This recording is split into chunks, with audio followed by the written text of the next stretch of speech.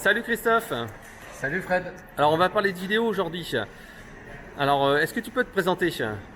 Alors je suis Christophe Train, je suis réalisateur vidéo installé dans le Loir-et-Cher et j'ai mon entreprise depuis 2010. Je travaille pour les entreprises, donc je réalise beaucoup de films d'entreprise, des reportages, des films événementiels, bref, tout ce qu'il faut pour la communication institutionnelle.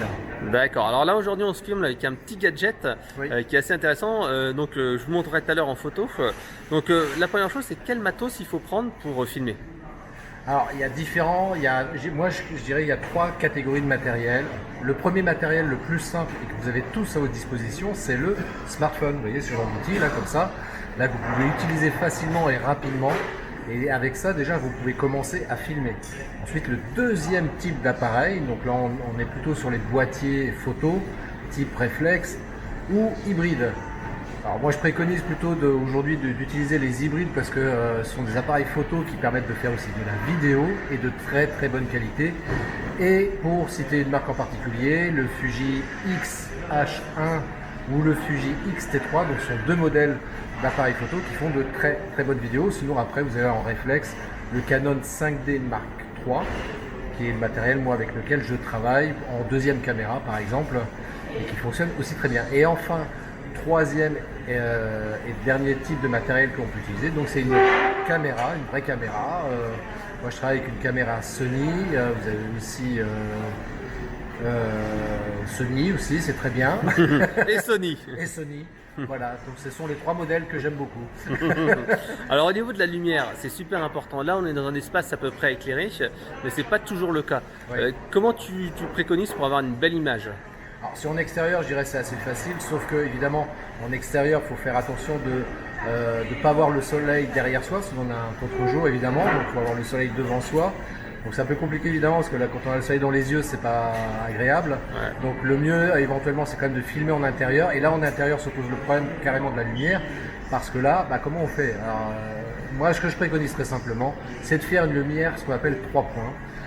Une lumière de chaque côté de soi, hein, à droite et à gauche, comme ça on a le visage parfaitement éclairé, et une lumière derrière soi, dans son dos, qui va permettre de détacher le corps par rapport au décor que l'on est, derrière lequel on est positionné, ou face auquel on est positionné plutôt. Donc cette lumière 3 points est importante. Alors vous avez du matériel qui est super bien. Donc si vous avez 500 ou 1000 euros à investir, c'est ce qu'il faut faire. Vous avez des gros spots que vous pouvez utiliser. Moi mon astuce, je dis surtout si c'est pour faire des choses simples, sans chercher à investir de manière onéreuse, acheter des lampes de chantier, ça va coûter une dizaine d'euros dans votre magasin de bricolage préféré. Vous en achetez 3, ça vous coûte 30 euros au total, avec les ampoules peut-être 40 ou 50 euros grand maximum. Et là, vous pouvez vous faire votre lumière 3 points, voilà, à droite à gauche, derrière vous. Et ça sera très très bien pour faire quelque chose de qualité qui donnera quelque chose de professionnel quand même quelque part. Alors, ça ne vaut pas évidemment les gros spots, mais en tous les cas pour faire des choses simples, efficaces et pas chères, voilà, c'est ça.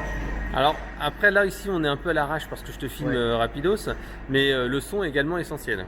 Là, c'est vrai qu'on est filmé un peu à l'arrache et le son, il est hyper important. Alors moi, ce que je vous préconise, parce que j'ai essayé différents trucs, j'ai acheté des micros filaires, parce que moi, au départ, j'ai fait comme tout le monde, j'ai utilisé le micro du smartphone pour voir. Bon, le micro du smartphone, il est pas mal, mais il n'est pas au top.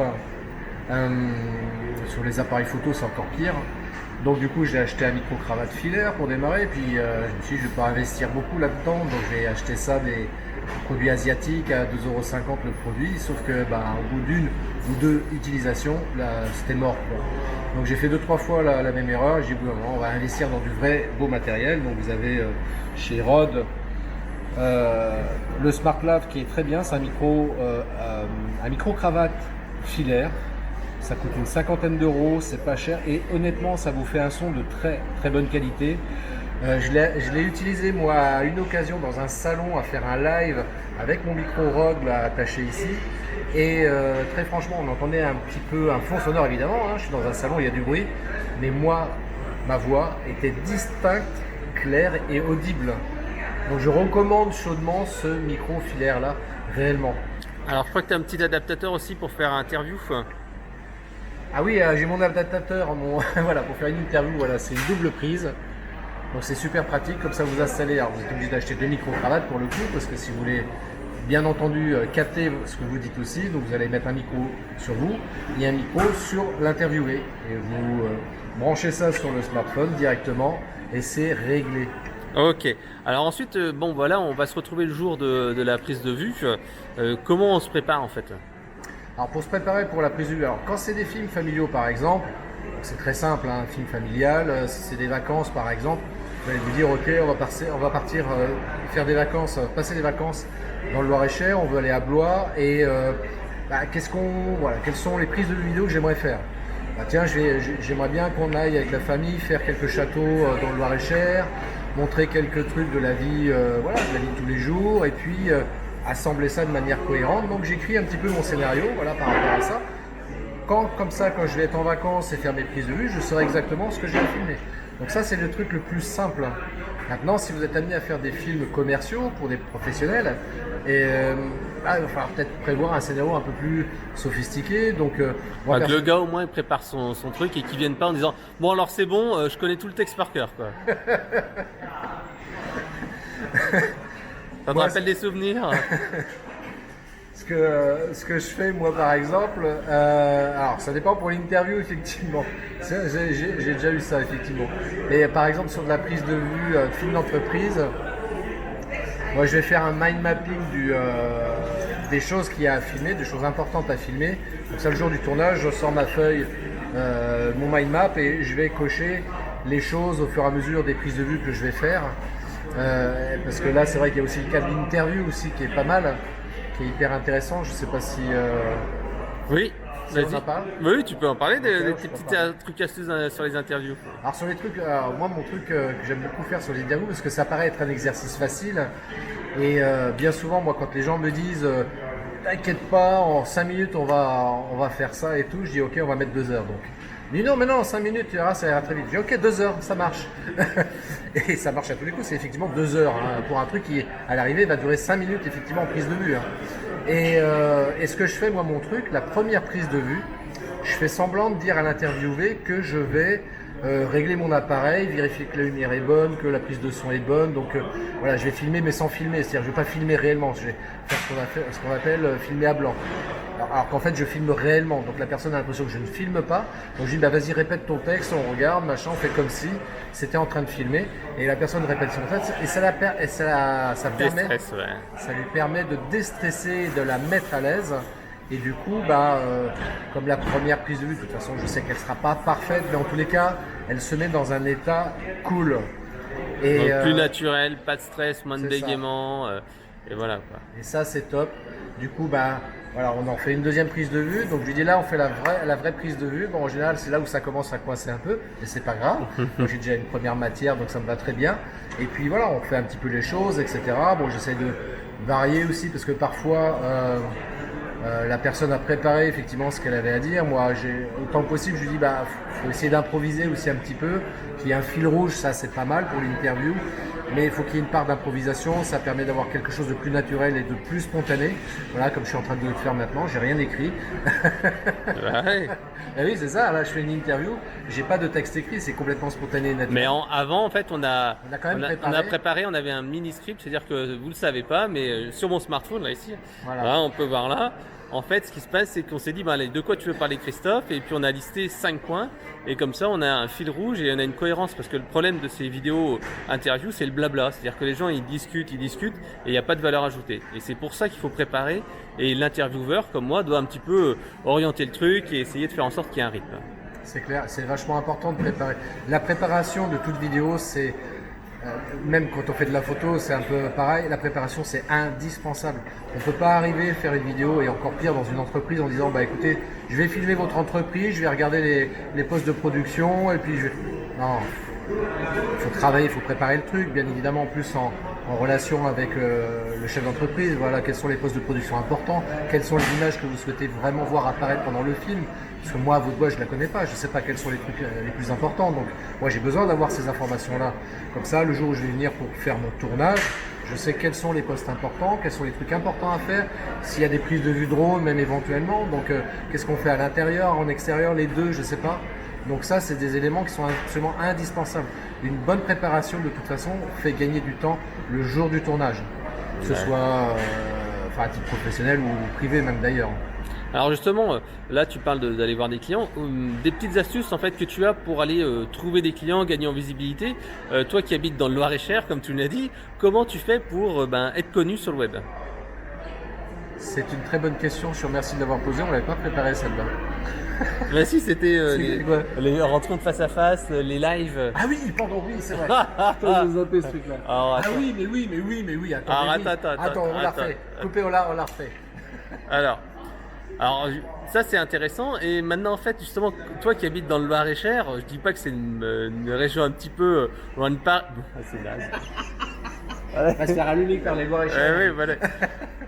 Alors Christophe, toi qui habites dans le Loir-et-Cher, comment tu fais pour être visible et connu sur le web? Parce que moi je te connaissais pas il y a encore un an, et là maintenant j'ai l'impression de te voir partout parce qu'on s'est vu sur 2 salons.